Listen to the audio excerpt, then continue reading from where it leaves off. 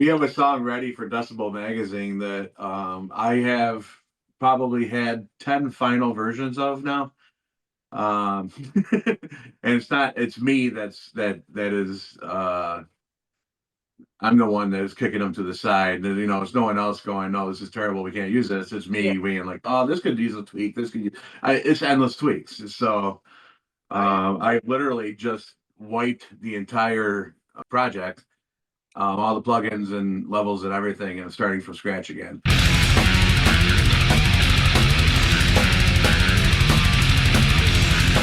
Hey, Hey, hi, hi. Oh, how look at are you? you. Good. How are you doing? I'm doing good. Good. It says it's recording, but I'm like wondering, we're gonna have to see. Like, this is my first time doing this with uh my phone camera. So Well, it did say that it was recording when you joined, so yeah, I'm just it's not wondering recording on what it's kind not of view recording on it's my gonna do. TV, so I'm just wondering what it's gonna do with the view. Like on my see computer, I what you're can saying. control it being like side by side or whatever. Shows up a little different on my phone. Oh, look at that. It just switched and switched. Well, you're the main focus, so fuck it. We'll see what Okay. happens. All right. So I'm going to introduce you real quick. Um, Okay. Brian Mason, you're a musician. You play in a band I might know of, Sulaco, Rat Kind now. You're also Yes. you're also an engineer, a music engineer, producer type, and all around great guy who shares my enthusiasm No. for cats and Game of Thrones. So, Yes, absolutely. I just had my cat attack my foot while you're saying that. So oh, do tell us what his name is. so his name is Balerion the Black Dread. Come here. He's on fire right now. Bally for short. He's named after Game of Thrones dragon, the one that Aegon went into Harrenhal and melted the place down the day it was built. So I love that energy. yes. I And you too. got that energy right now. That's like cat energy. I have my newest kittens are, well, I guess they're not fully Well, no, kittens are forever. Yeah, But yeah. Elena and Oberyn. Elena Nice. after, Yep. yeah. While they're not like companions really on the show, they're two of my favorite characters. And then I have a snake, Viserys, named Sarah, after yeah. the king, the peaceful king, not the douchebag. So, yay, Game of Thrones. I knew he'd work it in. Oh yeah. Nice. So let's start. Like, what's up with Sulaco? What do you guys have going on? Right now we're just we're writing a bunch of stuff. So we're taking a break from shows. We did a bunch of like little 2 song EPs, Yeah. and we got tired of doing that, and we decided that we just needed to put out a full length. So we have quite a few songs that we're working on right now. But yeah, Well, so hopefully by the end of the year we'll have some stuff at least recorded. I doubt mixed and mastered yet, but we'll have some stuff recorded. And do you think you're going to do the mixing and mastering? I haven't decided yet. Yeah. Sometimes I don't like doing that to my own stuff, Uh, to my own material. I like to have somebody's fresh ears on it. It depends what our financial situation is, really. Um, I would love to have Neil Kernan do it again, but he's expensive. yeah. So there's a few names in the hat Yeah. not to do it. So I mean, I hear that. Like, I actually, one of my girlfriends, they made that call too because her husband usually does the mixing and mastering, and it's affordable when you do it that yeah, way. And Ray definitely knows what he's doing, but they were like, there's just something to be said when you have those outside ears. And Aval actually started, we were doing our own recording. And then what happened, like, Cracker getting his studio finished, then things just get kicked down the road too far, and so things that were supposed to come out Yeah. this year, we're like, well, fuck, we're just gonna Right, yeah. go. let's I save a mean, little more. we have a song ready for Decibel Magazine that I have probably had 10 final versions of now. And it's me that is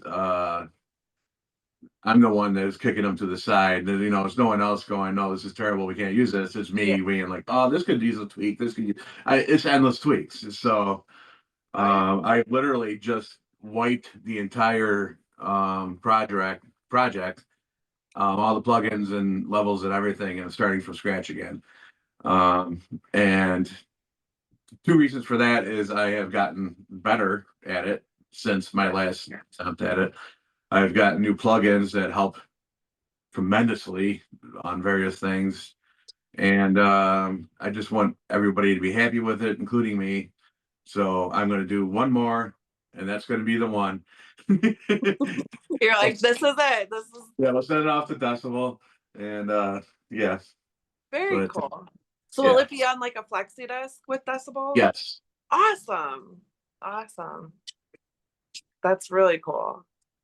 Do you just find like you just keep hearing things yourself? Like are you, oh, I can't have that out there. Just No, I mean, it's usually tiny things. It always boils down to what I hear in my car. What I hear in my computer and my monitors usually always sounds good. yeah. Um, I went the worst case scenario, which my car's got a decent stereo, but car stereos these days are made to lift bass and high mid range and stuff like that. So I want to be able to hear vocals. I want to be able to make sure those kicks aren't sounding like snare drums. All that kind of stuff that happens when you go from a monitor mix to a car mix, or Yeah.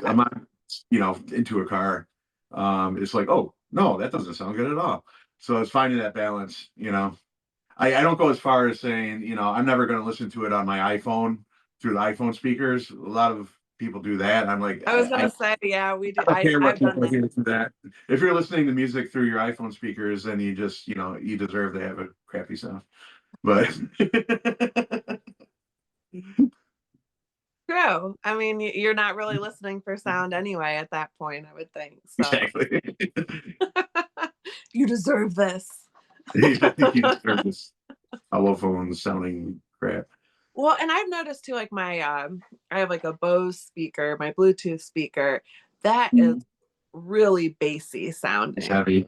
Yeah. Yeah. So like the Everything these bass, days is made to get that low end punch and loud as possible. So you have to start making the mixes loud, um, louder than they used to be back in the day.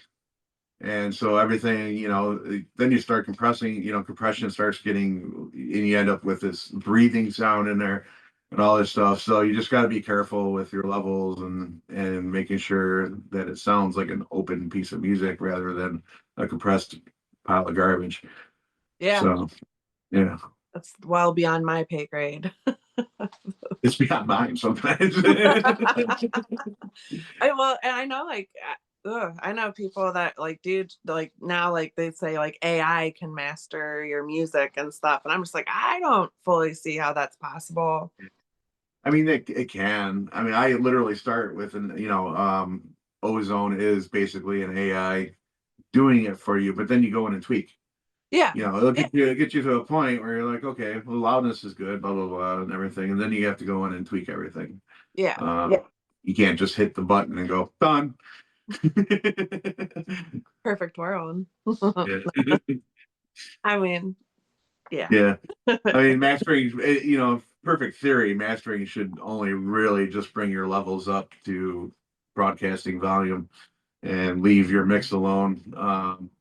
That's perfect world. That's never actually going to happen. But uh, Not practical world. yeah, yeah, it's just key to not rely on the master to EQ your mix for you. So if you bring a mix in that's muddy, and then you try to bring it into Ozone and clarify it with all of its little doodads and stuff, it's just going to sound like a muddy. It's going to sound like a polished turd. So yeah. I mean, that used to not be such a bad thing for a metal recording. Well, there, I mean, yeah, I mean, one of my favorite records of all time is Seven Churches, and it sounds like garbage, you know? But the intensity there, it's like I don't know. Yeah. I think like sometimes I wonder. I mean, it's crazy the sound you can get from your own house, but then it's also like I don't know. It's There's well, something missing in a lot of mixes, and I think, I blame people might get mad at me for it, but oh my God, my cat is going nuts. Um, I blame Necrophagus for making everything go to a grid. mm, And from there everything just starts sounding mechanical, and everything is just so precise now. And I make sure that if I'm recording a band, that's not going to happen. There's going to be no click track. There's going to be unless the click track is warranted for a certain thing. Slacko, we just whatever we record at is what we record at. There's no grid to line to. I can't quantize. Every project starts at 120 beats per minute, whether it is or not. You yeah. know, so Well, and you guys have such everything's just gonna go. yeah, you guys flow quite a bit. Cool, because I've run into that with a vowel. Like we tried to do the like, and that was part of like everyone kind of being like, nah, fuck this. We're just gonna go to the studio because like they're like, well, play to a click, and the Logan coming from a more like deathcore end of things, and I mean he likes all kinds of music, and then Cracker Christian being so like death metal, and now that can go either way, but it's largely Yeah, got to like click grid. Everything is well, my dumbass crazy. I don't know. Like I'm just kind of like, well, this is my rhythm. This is my yeah. and we have I so many changes that like it doesn't. We right. spent so much time just like mapping this grid out. I was like, oh my God, we could have like walked in a studio and played this shit live and had the mix done now. Like it doesn't. That stuff. It definitely. I like a little bit of squeaks and squonks from people's fingers on strings. I like a little bit. I don't. I'm not talking like old Sodom crazy. I like it to be somewhat accurate speed wise on everything, but I like just to have that old school early 90s recording style, and then with the tools available for engineering, you could make that sound nice and big. So Right. that's what Slacko has always done. That's what any of my bands have always done, except for Contrarian. Contrarian is I'm just not in it anymore. But I'm currently working on the mix for their new one. Very cool. And that is to a click track, and that is to a grid and everything. I just completely ignore it. But when I was playing guitar for Contrarian, he would send me a click track and a guitar track, and I'm not listening to that until there's drums on it. And then I'm turning that click track off. I'm like, I refuse to listen to any of this until the drums are recorded. Period. Because it takes away any. I'm like, I don't want to hear them at all ever. When I do use a click, I like it to just be like all on. Like I always type in B B B B, so I don't have that like down click because Oh it yeah, throws yeah, me off. I don't like yeah. I'm like no. I mean, I did think like metronomes, click track, like they have their place. Obviously, when you're like a musician, you have For to, writing. yeah, like, and so I'm not disputing any of that. But I, as a guitar player, I prefer to play to a drum kit, Yeah, not. yeah. It was fun because Katrarian went on tour one time with Bryce Butler on drums. He plays drums for Shadow for uh, Brain Fart. So one of those big metalcore bands out there now. I can't remember that. And but he was out when he went on tour. He had no click track, and he's like, "This is the most freeing thing I've ever experienced. Just going out there playing my own rhythm and playing my beat." I was like, "Hell yeah!" And you don't have to listen to that annoying little thing in your ear. Right. And and that's just being old school and being an old man yells at cloud about things. I am 52 and I've been doing this a long time. So Yeah, I mean, I think it's kind of, I feel like modern day, not just the music, but it's just like human needs to be more like machine. And it's just like it Yeah, feels very mechanical, very, and it can feel very stiff. I think some bands do it really well and it all sounds good. absolutely. And certain styles of music, you know, if your band, especially if your metal band's predominantly going like, you know, Yeah, yeah, yeah, yeah. you know, but I like, especially with Sulaco, I would think because the way those like riffs bend, and Mhm. you know, you guys have so many. It has its own Yeah. kind of. Our click track would look like a mess. It would.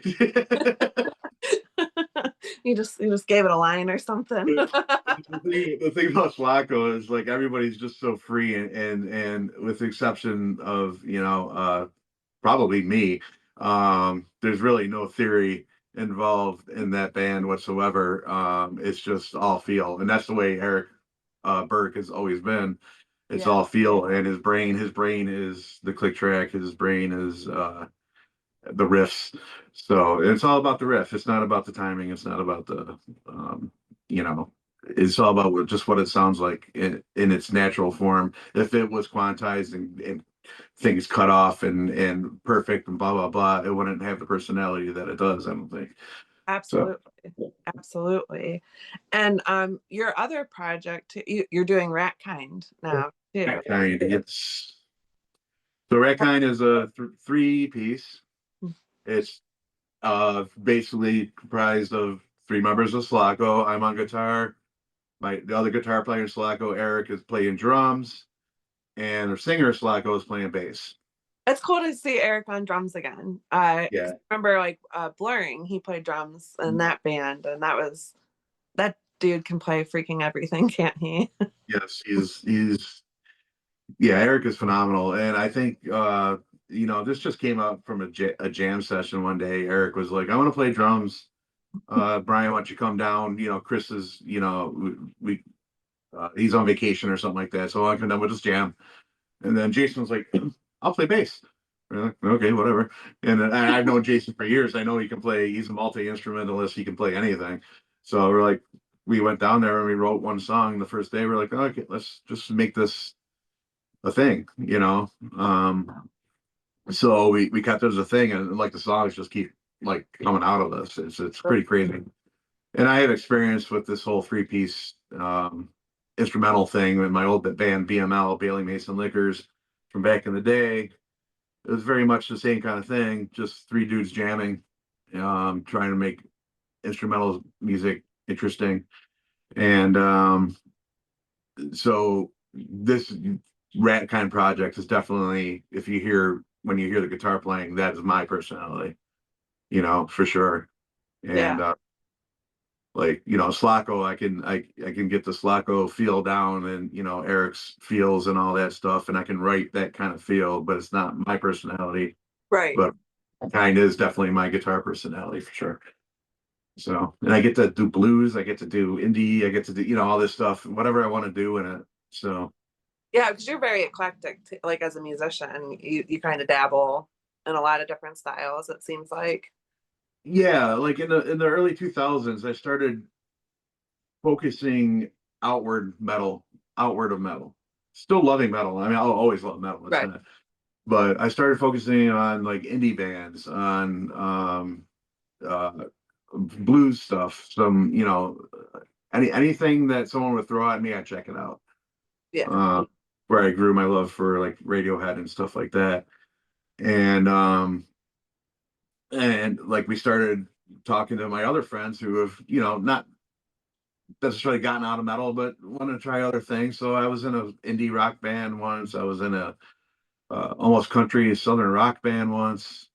Um, and it's all just in constant pursuit of learning new styles and things, and not always having to gain on 11. You know, Yeah.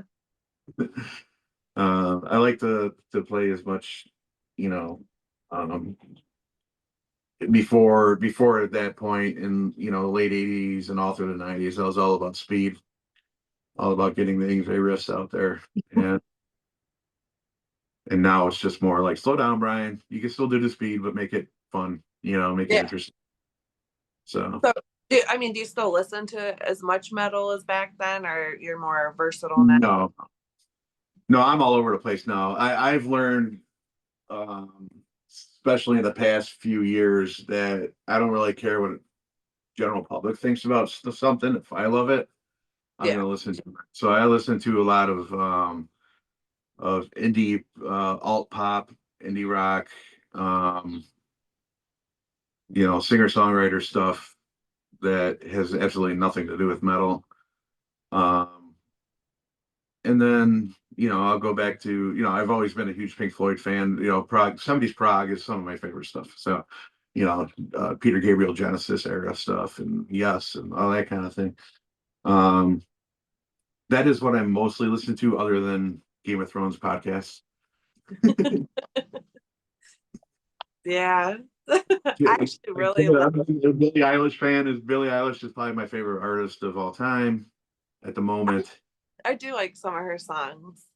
And I Yeah, would say Raman Djawadi, I don't know if I'm saying his name right, but the Game of Thrones composer, yeah, he's brilliant. I listen to him a lot. absolutely. Yeah.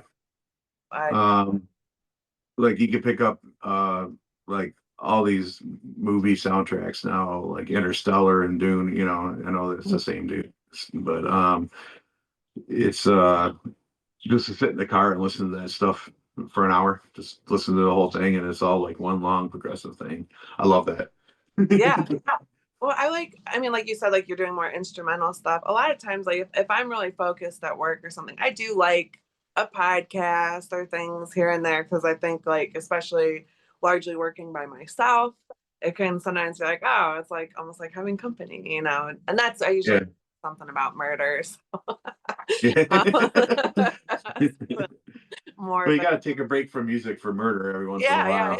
while. But I do like a lot of times when I'm throwing on music, especially if I'm very focused, I prefer instrumental because I can find lyrics distracting. Or if it's a song I really like, I might be like Oh yeah, start singing distracted. along. Yeah. Like I guess that's more of like a passive listening uh Yeah. type of vibe. But you know, and I think I don't know if it's just like my observations, but it seems like there's more of a push for that and demand. Like people are listening to more instrumental, having more of their life, like where they have music in the background instead of being like actively involved in what they're listening to. So, Yeah, definitely. Um, I mean, some of these new artists that are out there, that are writing, that are hugely popular now, writing their own stuff. If they have, um, if they have a partner, it's usually one person that they write with. It's not Beyonce writing, put a ring on it with, 14 different writers on that song. And sometimes just listening to those records, there's certain alt pop records out right now that I can do that. I just get lost in it. It fades to the, because it's not an artist constantly wanting, or it's not a producer always constantly wanting, in your face, in your face, in your face, in your right. face. There's these great artists out there now that are just recording these things that, if you want to listen to them, they're very thought provoking. They're very important messaging and all that kind of stuff. But if you want to, I could just, throw on even an Olivia Rodrigo record and be like, that's just background music down here right now. You Yeah. know, yeah, she's in love with somebody. It's not working out. Got it. Okay. Like, the music itself is good, and I'm just hearing somebody singing and not necessarily paying attention to it.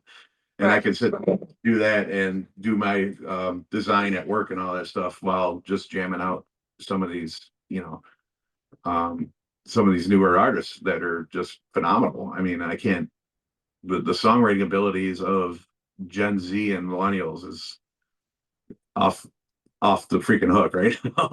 Yeah. That's I'm not really familiar with some of those, but I've seen the name, but I haven't necessarily like Yeah, listened listened to them. And that's one of the things I love about TikTok Yeah. is my TikTok algorithm is all cats, but then the 5% that's not cats is usually some artists I never heard of before, and I'll just be like, oh, this is really good, and I find out they're intensely popular, and then but there's also like Chapel Roan, who I was like I've heard certain lyrics, and I'm like those lyrics are vile and disgusting, I'm like, do I really? But then she becomes popular, and I actually listen to the record. I'm like, oh, the record as a whole is good, you Yeah. know. That one definitely I've heard of. We were actually talking about this at practice, like at the end of practice last night, because it seems like there's this shift now. When you're writing music, the way music is written, or like how people grab another person's attention with it, is this like Mhm. TikTok. Because in some ways, I feel kind of ruined parts of the discovery process. But I guess you get into Yeah, it, it's probably me yelling at a cloud, as you said. yeah. We're always yelling at clouds. But like, there's that dude with the cigar that's always giving points, and you have to drop all these videos and create your hook, and it has to be this part. And it's like, how, you know, I mean, I'm not gonna lie, there are definitely times that I hear something on a TikTok or a reel or whatever, or like I caught a glimpse of a song. I'm out somewhere, and what song is this? Who's playing this? Because you Right. hear like a snippet. That's usually what does hook your interest. But it's much different than, because I remember like growing up and watching music videos, or Mhm. you had the radio. You didn't always You're have being it. force fed what the Yeah, industry wanted yeah. you to hear. And Yes. I feel like they're finding new ways to do that, but it seems like there's also like, so, oh, that was the thing that Logan said. He said something about like, or was it Christian? One of them. But they said like they don't think that kids care about music as much anymore. And I was like, yeah, I guess it does kind of seem like, somebody hears something like, oh, can I do a TikTok dance to this or something? And Right. Yeah. that's what makes the song. But I mean, obviously they care to an extent because of what they pay for like Taylor Swift tickets or something. Yeah. Well, I mean, Taylor is one of those artists who I'm not a huge fan of Taylor. She's got an album called Folklore that's really good that I enjoy, but for the most part, she's a little too poppy for me. But she writes her own stuff. Yeah. She has worked for whatever she has gotten, and she managed to uh finagle her to get all of her music back from a record company, and all that stuff. She's like, you're not going to give me my albums, I'll just re-record these albums and put them Yeah. out. Yeah. And I mean, so did I mean it. she's smart. Yeah. Yeah, but yeah, there's a lot of what I think now is the record industry is kind of seeing is that is maybe a little bit more on the rock and pop side, not so much the R&B and hip hop side. Um, but people are looking more towards that independent thing. That the songwriting thing is a big deal now. Is it a song by committee, or is it a song by one person? Yeah. Who feels these things, Or is it AI entirely? or is it AI entirely? And that's a whole other thing. Rick Beato, damn you! I don't know if you saw that Rick Beato video that he did about that, but he put out a whole record with everything. It was AI, the images, everything, lyrics, songwriting was all AI, and he put it up on Spotify. And Did it do great? it was doing fairly well. I think he pulled the plug on it because he just did it for the video's sake, but because he was just like, "This is what you can do now. Yeah. Don't do it, but this Right. is what you But this is can what you do." can do. Yeah. No, because like there's been entire bands that have showed up that like are, trending artists on Spotify, like Velvet Sundown, and it's an Yep. entirely AI band concept, which is supposed to be against their terms of service. Meanwhile, like as an artist, if you're on too many playlists and they deem, like if they even think you're acting too much like a machine, they'll pull your song, they'll send you a warning, whatever the hell. But it's like, I don't know. I have my feelings. Streaming services are shysters to some degree. Spotify is so bad that I don't even partake. Yeah, no, I don't even follow a link. I do publish my music to it. Well, you have to do that, Yeah, yes, that is very unfortunate. But as far as me listening to and streaming from, um, I avoid Spotify at all costs. And then it's such a good streaming service. I completely understand that people use it. I'm not gonna be like this, but that that CEO is such an asshole. yeah, they He's like, don't oh, pay. you want to make more money? Do better, write better songs. Well, fuck you. And that's not even it too, because it's like they don't even have like a fair pay scale. I mean, and you're talking about like streams where you're making 0.003 of a Yeah. cent to 0.006 or 0.06. It's either way, it's like minuscule. And like I can't Mhm. remember if it was Peter Frampton or somebody like that who came out pretty like early into Spotify, and he had something like 14 million streams and took him to court because he's like his paycheck was like a couple thousand $14. dollars.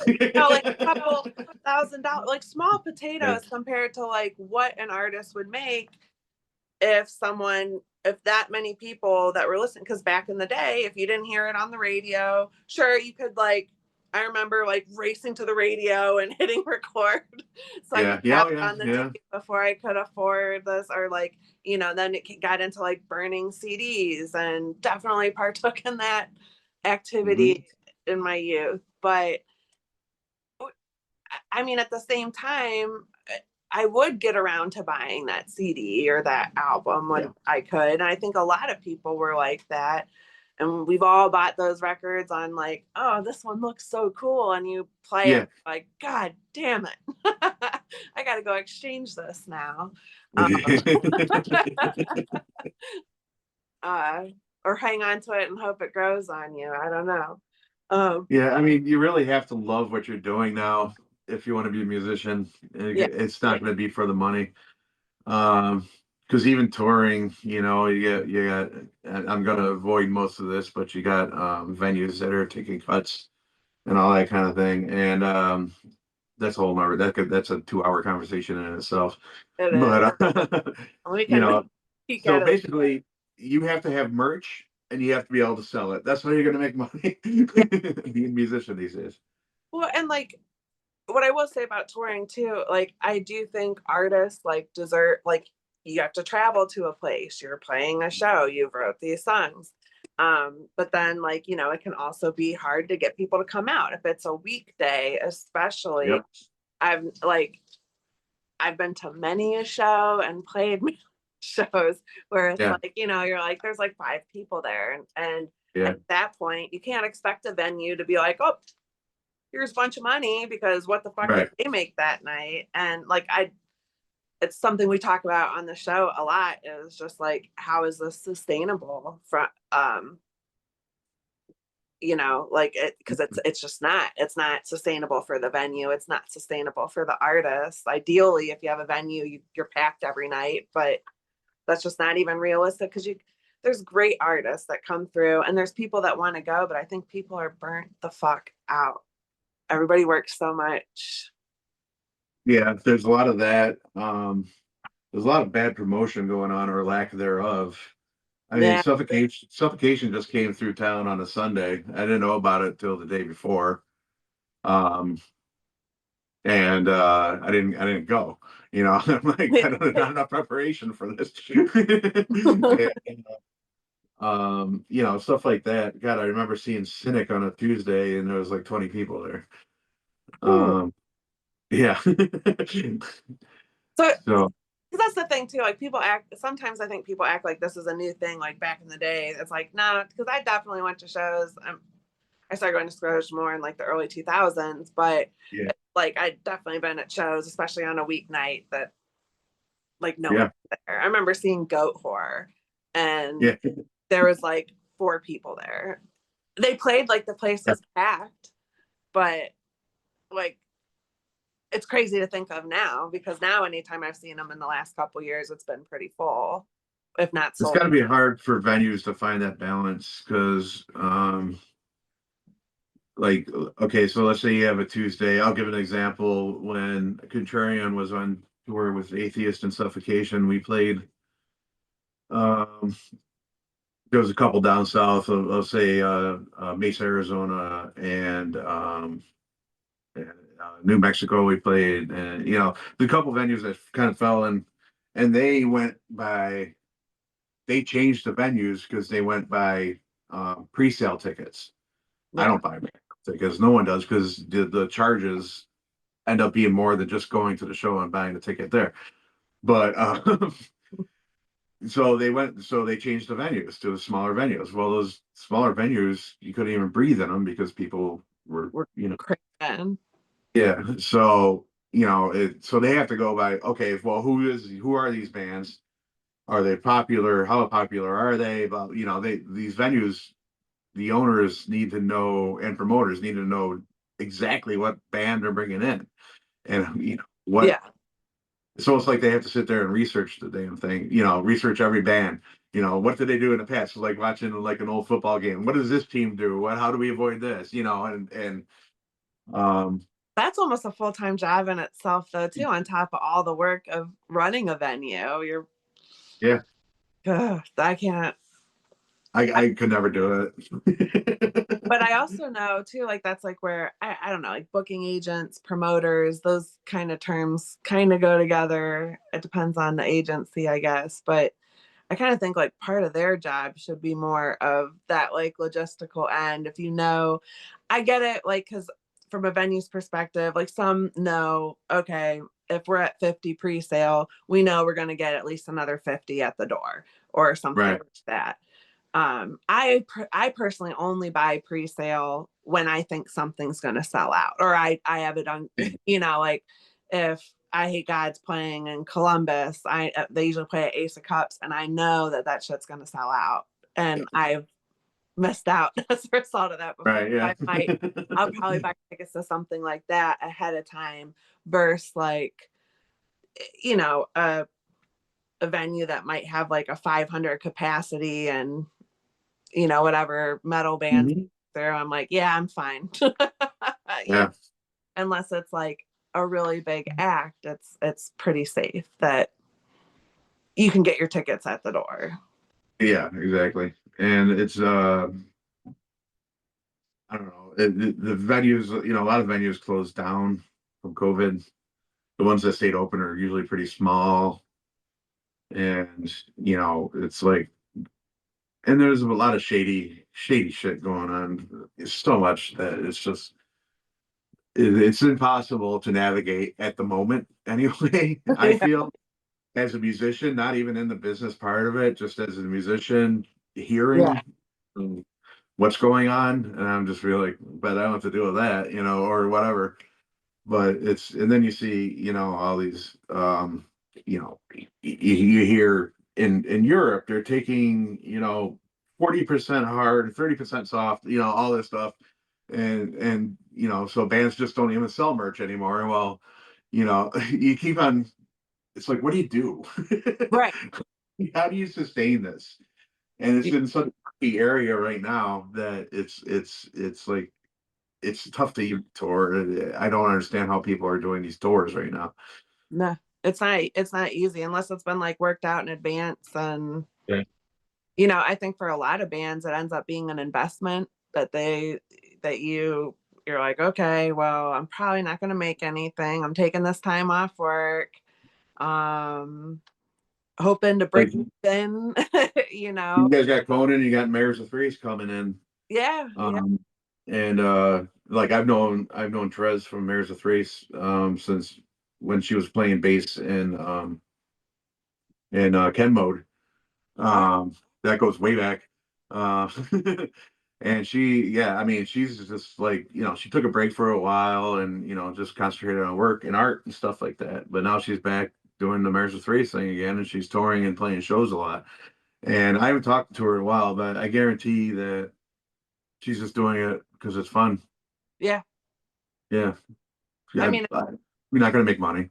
it's work. Yeah.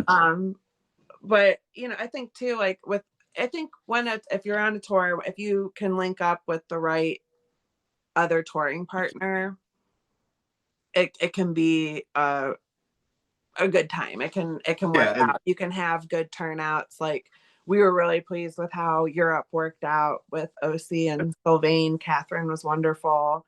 And she works her ass off to be where she is. And so I think like with the right lineup, but because I don't think people just go out, they want an event.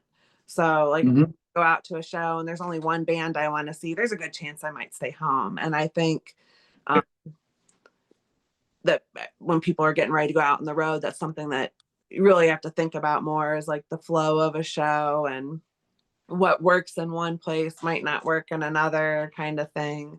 I think Mares of Thrace and Conan is like an excellent. I'm Oh, excited hell yeah, yeah, for all of them. I think it'll be a good show. And two, local support matters on a lot of these now. Like absolutely.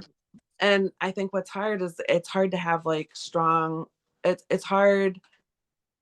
Mm, like we've kind of stepped back from playing too many shows now, like especially like like when I was getting started, because I hadn't played music in so long, I was like, I just want to get on the stage, I need to get my chops up, I need to get used to being in this environment again. And I think that there's a place for that for bands, but if you want to start like getting better turnouts, networking, like you have to start like no, not saying yes to everything that comes up. And Yeah, I mean, locally there's a few bands where we're just like, oh yeah, of course they're opening. You know, they pay. They'll play like 3 times a month, and they become a joke no matter how good of a band they are. And there's a few that are like this. No matter how good they are, it just becomes a running joke that they're going to open up a yeah. every show, every single one, and that comes with they're in with the venues, and they're also they're in with their a lot of venues here. I don't know what you guys are experiencing there, but here in Rochester, we're experiencing these things where the two bigger venues are making local bands sell tickets, and they get none of the door, and they get partial sales from the tickets that they sell themselves. So it's almost like pay to play, or Yeah. not really. So like you're gonna get no pay at all, no matter how many people are here, if you don't sell tickets. Yeah. Uh, and that's fine and all if you're willing to do it. I just don't think it's very fair to anybody. To me, it should just be, you got the door, you have the guarantee for the headliner, you got the guarantee for the package, I should say, and Yeah. then give the locals some whatever's left. If nothing is left after that, then the locals, you got exposure, but you I know, can put that in the bank. if you have another grand at the door, keep 500 and give 250 to two local bands. Yeah. Well, and I think a lot of these shows, like, I mean, when it's bands that are like okay known, it is exposure. It does help the local more. Mhm. Definitely, I've done shows where it's like, I just really want to play with that band, and you're gonna let Oh me yeah, play. for That's sure. something Fuck yeah. I'll give you Um, I'll give you $50 to let me play this. yeah, yeah. No. Buy me a beer or something. I don't know. Um, but then there's a lot of them too, like where you'll help out the venue because they need a local, and there's this band that no one knows coming through, so they're relying on the local, Yeah, both the band and the venue, to bring the people out. Then the touring act is walking away with the money. As the local, you did all the fucking work to get people right. out, and it's not the venue's fault per se, like in that Mhm. equation. But I think that's where a lot of local bands, like if you're trying to book shows as a artist DIY on the road, it's really hard to find people that'll play a show with you that's in that like local scene, because it's like that's what they know. They're like, nobody knows who you are. You're going to come get our fans. We're not really going to make anything for this show because, well, that's going to be, you're the ones traveling and doing this. Yeah. We want it. So I think that part of it is also feeding into the Yeah. whole how do we sustain this model? It's not looking good. It's a But lot of penis to tread through. yeah. So like basically just wait till your friends call you to go somewhere cool. You play. Do you think like when the Sulaco record comes out, you guys will try to do a little run again or just kind of see? That would be for sure a major goal to do probably a regional because we're all old and we work, and it's hard to get um, just enough time off to do a U.S. tour at this point, especially since everybody but Ed and I have um, significant other and children as well. Right. So that always kind of plays into it, and that's fine. We're Flacco's been around for 23 years now. So it is what it is. I would, me, my job, I took a month off to tour before, I could do it again. I would love to do that especially with these dudes, but I know that's not reasonable. So probably I would like to do like a Northeast kind of Thing. thing, Yeah. a week long thing.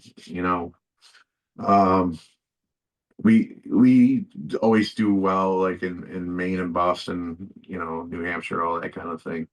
So bring it down all the way down to like, Maryland or something like that and over to Ohio.